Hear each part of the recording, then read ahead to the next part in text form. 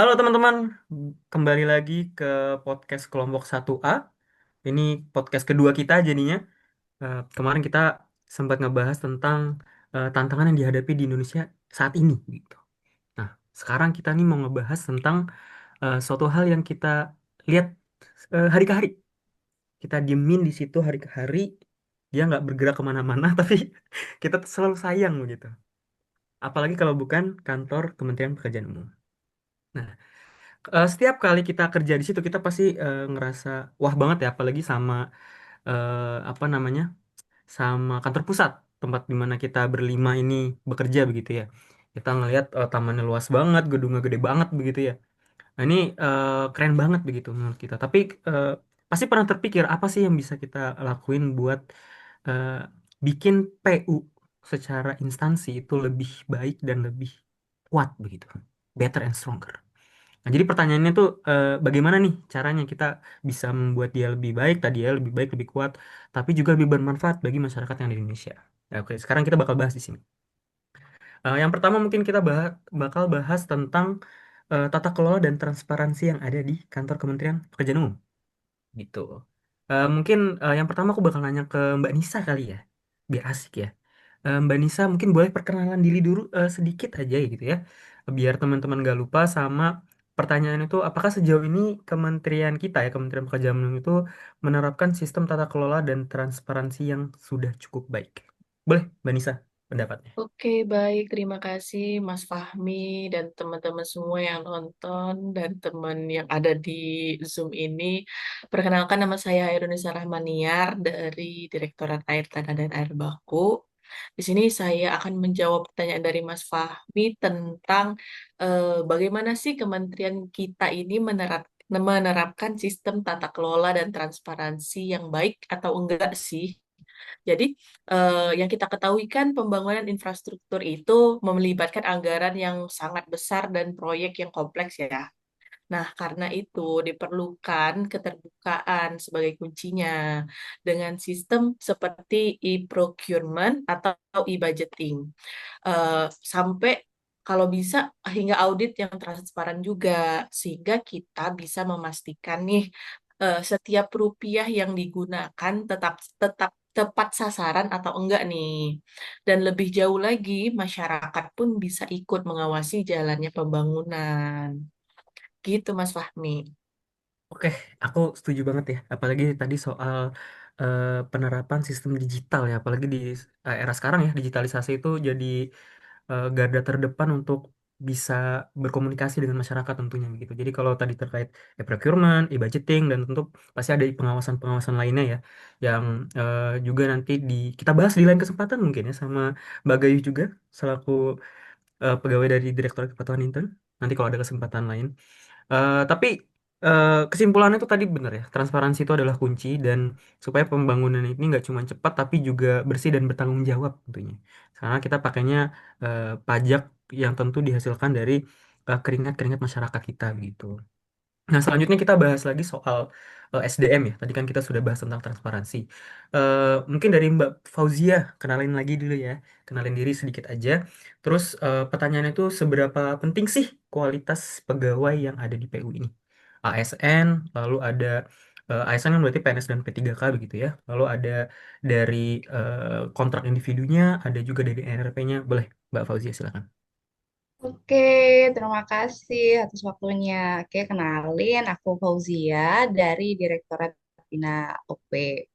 Oke, di sini aku akan membahas seberapa penting sih kualitas pegawai di Kementerian PU ini. Nah, pastinya kan apa ya, suatu lembaga itu akan maju itu karena kualitas sumber daya manusianya kan. Makanya di PU ini pasti itu bagaimana agar kualitas SDM itu tuh terus meningkat gitu.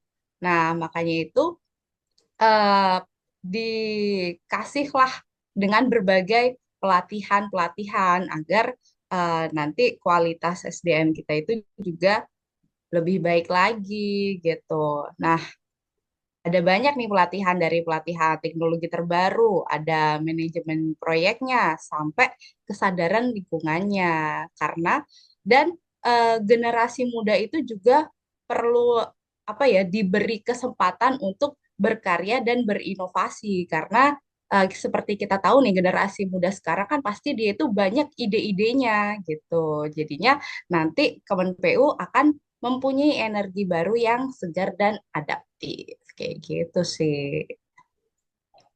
Oke, Mbak Fauzia, itu POV yang menarik ya. Jadi kalau mungkin di lingkungan PU kita bahasanya BIMTEK ya, bimbingan teknis. Terus ada juga Betul banget. kelas pelatihan dan sertifikasi. Nah, itu penting banget buat Mm-mm. diikutin terus sama nggak cuma ASN tapi juga teman-teman kontrak individu dan teman-teman analis teknis begitu ya, supaya kita ini bisa lebih baik dalam apa namanya, dalam melayani masyarakat seperti itu.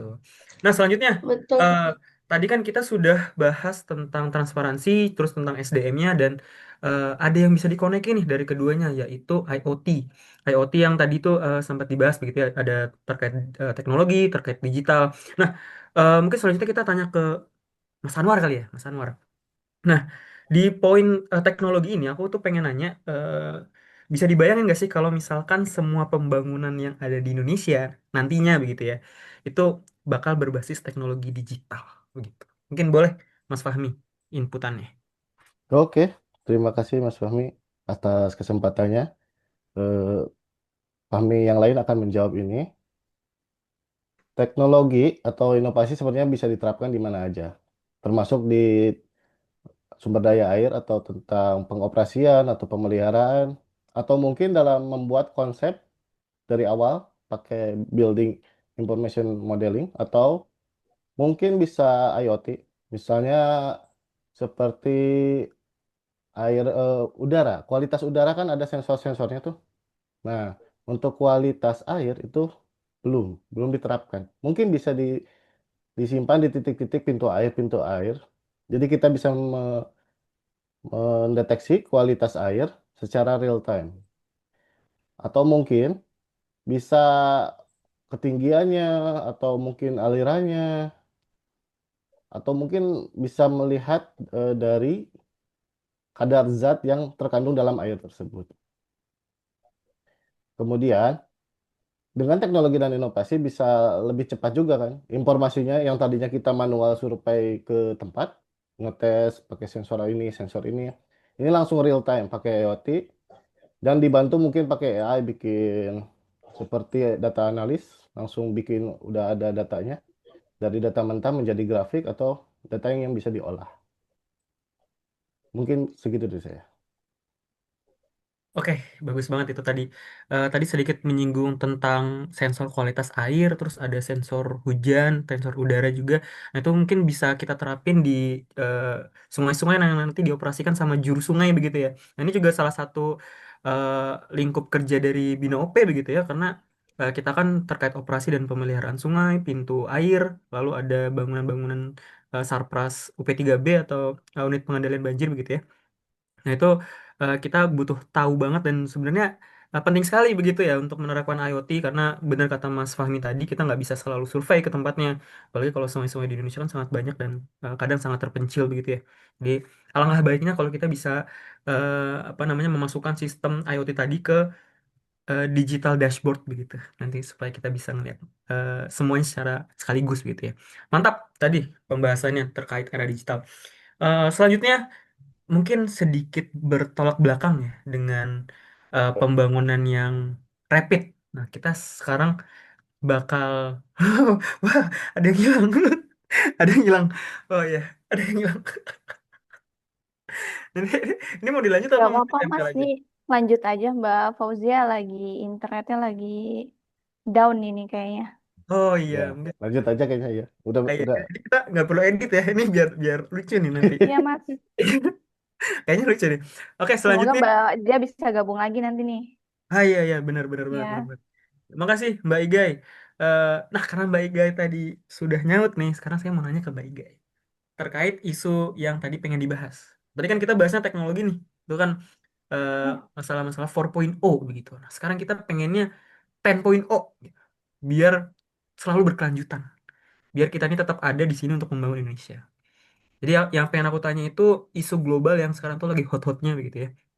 Yaitu pembangunan berkelanjutan atau sustainable development. Nah, mungkin boleh dari Mbak Igai menyuarakan pendapatnya.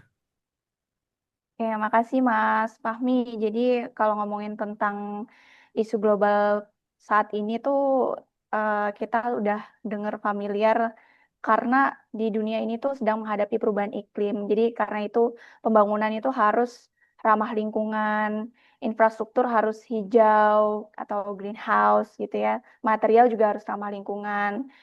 Dan lagi pengelolaan air terpadu tuh itu merupakan satu kunci supaya pembangunan tuh nggak cuma bermanfaat untuk di masa sekarang tapi juga untuk masa mendatang. Nah, jadi karena kita ada di Kementerian Pekerjaan Umum, itu menjadi salah satu peran dan tugas kita nih untuk melakukan pembangunan berkelanjutan itu di Indonesia. Jadi gitu Mas Fahmi. Oke, terima kasih Mbak Igai atas eh, pendapat yang tadi sudah disampaikan. Itu benar sekali ya. Eh, apa namanya, pembangunan berkelanjutan itu sangat penting, apalagi terkait karena sangat erat kaitannya dengan pekerjaan kita. Kita itu kan sangat gray building ya. Kita membangun apa-apa tuh dengan barang-barang yang sebenarnya tidak biodegradable begitu. Nah, kalau misalkan kita bisa mengarah ke salah satu aja dari 17 goals yang sudah ditetapkan sama UN ya terkait SDGs, itu akan sangat baik sekali untuk bukan cuma untuk kita saja sebagai manusia tapi untuk ekosistem kita juga. Begitu. Terima kasih Mbak Igai atas pendapatnya. Nah, mungkin kita simpulkan ya dengan pertanyaan terakhir karena kita ini bekerja sebagai ASN yang tentunya kita service base ya. Kita bukan profit base gitu. Jadi kita mengutamakan pelayanan yang baik untuk publik, yang benar dan kalau bisa sih mendekati sempurna gitu. Nah, mungkin dari Mas Fahmi lagi deh, ada yang bisa disampaikan nggak Mas terkait pelayanan publik dari Kementerian Pekerjaan Umum? Silakan Mas. Oke, terima kasih atas waktunya. Pelayanan publik di Kementerian PU itu tidak hanya soal uji beton atau tentang aspal, tapi juga banyak hal. Misalnya tentang uji kualitas air yang tadi, yang IoT, atau uji limbah cair atau lumpur, hidrologi, itu ada di SDA, sumber daya air.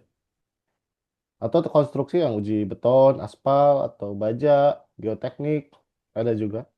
Sampai ke sertifikasi tenaga kerja konstruksi dan uji alat berat, banyak hal yang bisa diuji atau itu salah satu pelayanan publik, yaitu menguji hal-hal teknis. Kemudian ada juga perizinan untuk misalnya ada jembatan baru melewati sungai atau ada pipa yang melewati sungai, itu harus ada dulu perizinan atau ada BUMN, BUMD yang mau mengolah air atau perusahaan daerah air minum. Itu PU juga melayani untuk perizinannya. Gitu mungkin. Oke, oke. Eh, Makasih banyak Mas Fahmi. Ini juga tadi yang dibahas juga kurang lebih terkait dengan air baku tadi ya. Pipa air minum juga tadi sempat disinggung itu kan sangat bersinggungan dengan pekerjaan Mbak Nisa nanti ya kalau misalkan sudah jadi ASN. Lalu tadi terkait apa namanya, perawatan dan pemeliharaan bangunan juga sempat disinggung nggak usah tadi itu sangat bersinggungan juga dengan pekerjaan Mas Fahmi nanti ya di apa namanya Direktorat Bina OP begitu.